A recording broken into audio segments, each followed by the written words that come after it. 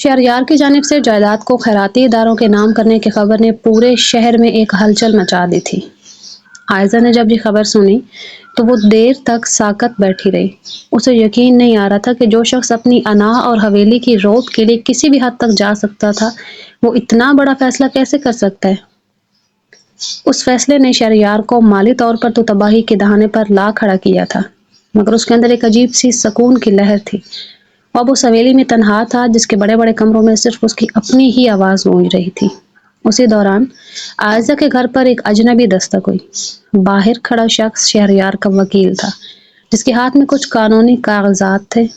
عائزہ نے جب ان کاغذات کو دیکھا تو اسے معلوم ہوا کہ شہریار نے اپنی آخری بچی ہوئی ذاتی جمع پونجی بھی اس کے نام کر دی ہے، اور اس کے ساتھ ایک خط بھی ہے جس میں صرف ایک جملہ لکھا تھا: یہ میری توبہ کی پہلی قسط ہے، باقی زندگی تمہاری معافی کی منتظر ہے۔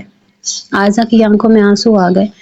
اس کا دل جو پتھر ہو چکا تھا وہ اب پگھلنے لگا تھا۔ کیا واقعہ کوئی انسان اتنی آسانی سے بدل سکتا ہے؟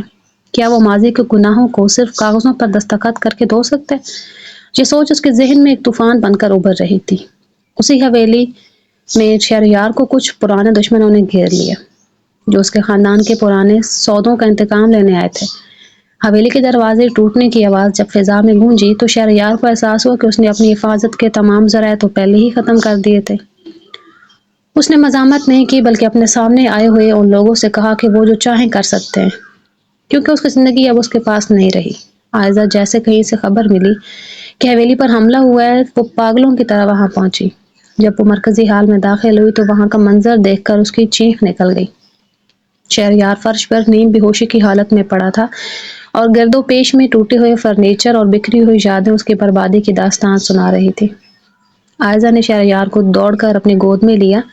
اس کے ہاتھوں پر شہریار کا خون لگ گیا۔ اس لمحے اسے احساس ہوا کہ نفرت سے زیادہ طاقتور اس کی وہ محبت ہے جو شاید اب بھی اس کے دل میں کہیں زندہ ہے۔ رات کا وہ حصہ کرب اور خوف سے بھرا ہوا تھا۔ اب عائزہ کے لیے ایک نئے امتحان کا آغاز بن چکا تھا۔